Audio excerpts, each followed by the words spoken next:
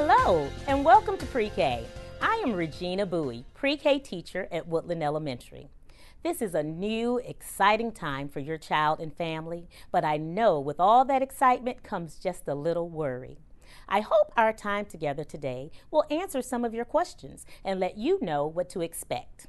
Pre-kindergarten is the beginning of an educational journey for your child. It is an important step for building a solid foundation for learning. Some topics we will cover today will include the Pre-K day, Pre-K requirements, learning expectations, and the classroom environment. Let's start off with the Pre-K day. It consists of 6.5 instructional hours. During this time, your child will be engaged in small and large group activities, center time, outdoor experiences, meals, and rest time. Routines are an important part of the day. Here's a sample Pre-K schedule. One of the goals for every Pre-K teacher is to create a consistent daily schedule. The schedule is posted in the classroom, and most teachers will have a picture schedule that children can touch and interact with. Daily schedules will vary from program to program, but it is important for your child to be at school on a daily basis, to arrive when the school day begins, and to remain until the instructional day ends. Instruction begins from the moment your child walks in the door. When you sign the registration form, you are agreeing to have your child at school for the entire 6.5-hour day, for the entire Pre-K year. If possible, we encourage you to schedule appointments so they do not interfere with the school day. Be sure to check with your program administrator for details on specific attendance policies and what to do when your child is sick. All Georgia Pre-K programs use the Georgia Early Learning and Development Standards, also known as the GELS. The GELS guide instructional practices. They are research-based and aligned with the Common Core Georgia Performance Standards, which are used in kindergarten through 12th grade. The GELS address all areas of learning and development. The first learning domain is physical development and motor skills. Under that domain, you have health and well-being, use of senses, and motor skills. The next domain is social and emotional development. Under that domain, you have developing a sense of self, self-regulation, developing a sense of self with others. The third domain is approaches to play and learning. Under that domain, you have initiative and exploration, attentiveness and persistence, and play. The fourth learning domain is communication, language, and literacy. Under that domain, you have listening skills, expressive language, early reading, and early writing. The last learning domain is cognitive development. Under cognitive development, you have 5 subdomains: math, social studies, science, creative development, and cognitive processes, which are thinking and problem-solving skills. We encourage you to become familiar with the GELS. You can find them on our website, where you can access a searchable database of all the standards, watch informational videos, and find additional resources for parents. It will be helpful to get to know the GELS so you can support learning at home and collaborate with your child's teacher. Pre-K teachers plan lessons and activities that address the GELS indicators. Here's an example of how one teacher incorporates the GELS. Having those guidelines that help frame what each level should be doing at that age, and it's connected. It plays upon each other, so they're building on skills, and then once they get to kindergarten and they start that Common Core, it's amazing because they've already started the foundation. They've set the foundation for what kindergarten is. Snapshot.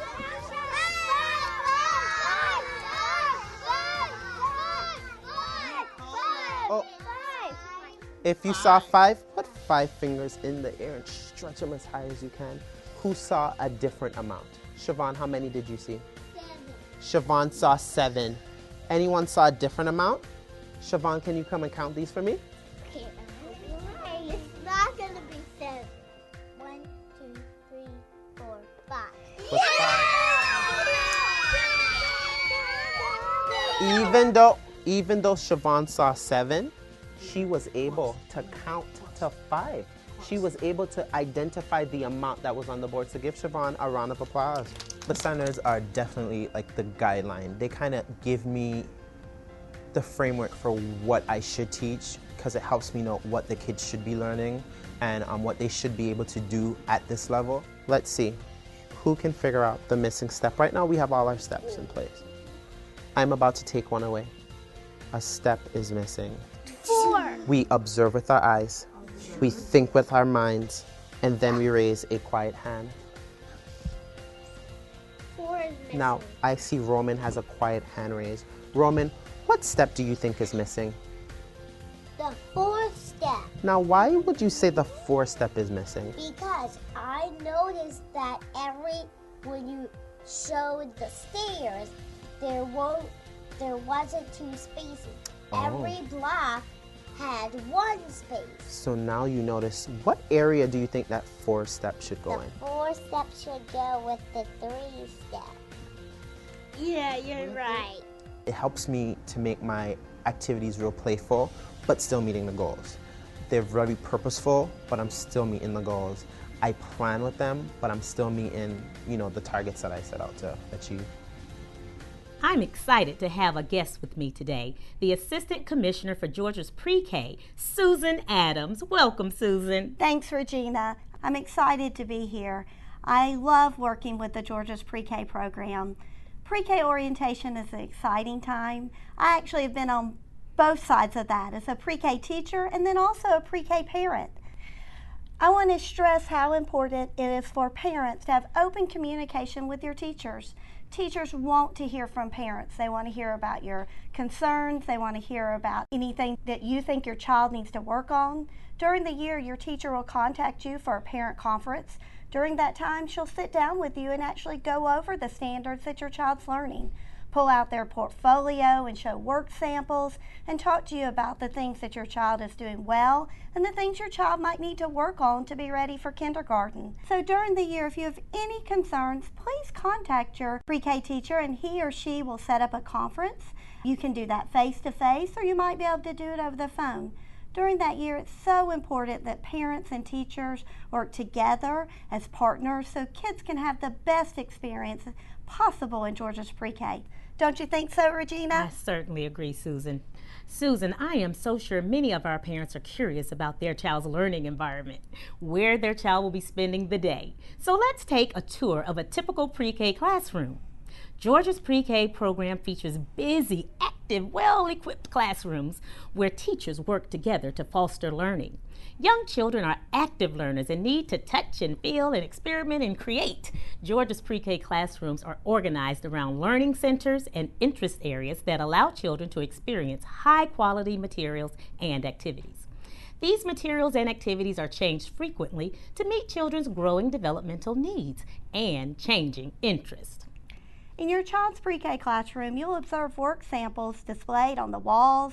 Research actually shows that when children are in an attractive and exciting and warm environment, they do better. Seeing concrete reminders of their own work reminds children to recall and reflect on what they've done and gives them ownership in the classroom. I agree. In every pre-K classroom, you will find a balance of both teacher-directed and child-initiated activities.